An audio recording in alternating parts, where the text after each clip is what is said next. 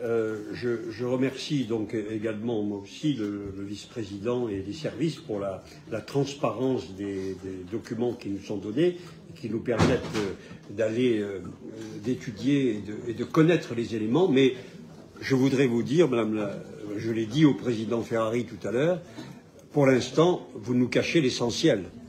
Moi, j'aimerais que nous soyons informés sur la situation réelle de la métro aujourd'hui, au moment où on parle du budget, et on nous indique que vous cherchez 100 millions d'économies sur les dépenses d'investissement.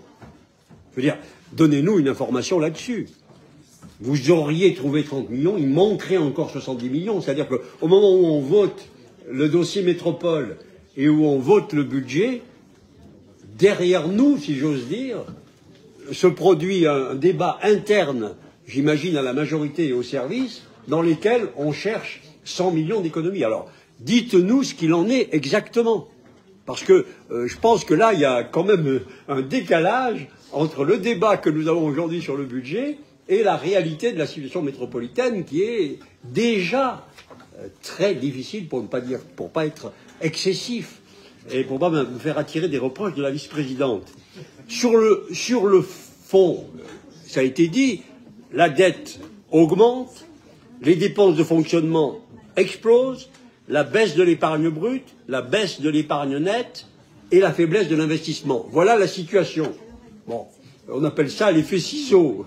C'est-à-dire que, si je ne pense pas déformer la pensée de Vincent Fristo, mais quand il dit qu'il faut trouver une dynamique financière avec le questionnement de la fiscalité, c'est je pense ce qu'il a dit. Je pense que ça, je le traduis par plus d'impôts, plus de dettes.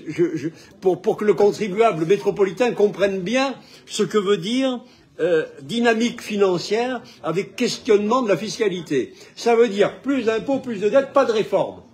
Voilà ce que ça veut dire. On ne change rien, on continue, et on continue dans la même voie. Certes, on va dans le mur, on y est, mais il faut continuer comme avant. Et la seule chose qui fait, on connaît d'ailleurs, Grenoble nous a montré la situation, que la métropole connaîtra en 2026 au plus tard, si vous poursuivez dans cette direction, c'est-à-dire si vous ne rompez pas avec la gestion actuelle, c'est-à-dire qu'avec l'empilement des politiques, avec l'empilement des structures, et si, pardon Madame la Vice-présidente, vous ne réalisez pas des mutualisations, fusions entre la métropole et la ville-centre qui permettent de dégager des économies et de l'efficacité.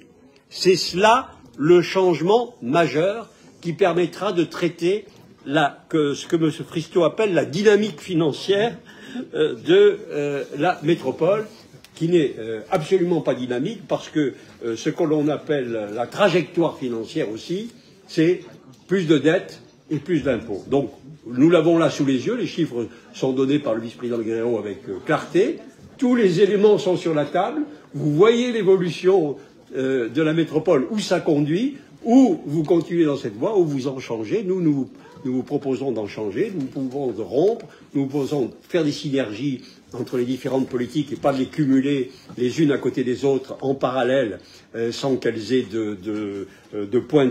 sans qu'elles se retrouvent. Et pour revenir sur le siège, pardon, Madame la Vice-présidente, mais les dépenses, ce que vous ne voulez pas entendre, c'est que quand vous achetez le siège du Crédit Agricole, la ville de Grenoble, c'est le siège du Crédit Agricole, et quand on rénove d'autres bâtiments, ou quand il y a des tours à vendre ou disponibles dans un quartier, et que l'ANRU, les villes, etc., vont investir là, c'est une économie que d'y mettre des sièges ou d'y mettre des services, etc. Il y a des synergies qu'il faut créer. Il faut cesser d'être dans une politique sectorielle qui ne se rassemble pas. Sinon, ces politiques se cumulant, elles créent des dépenses qui sont insupportables et qui seront insupportables. Et d'ailleurs, je n'ai pas pu noter tellement il y en avait, la liste des dépenses supplémentaires que le groupe de M. Fristo propose. Cette liste est tellement importante, ces millions et ces millions, voire ces milliards d'euros qu'ils vous réclament, vous ne les avez pas. Et vous ne les aurez en l'état actuel que par de la dette et de l'impôt. Il faut donc cesser cela, rompre, je vous le redis, je pense que soit on continuera cette politique et ce sera ça, soit on en changera, c'est ce que nous proposons.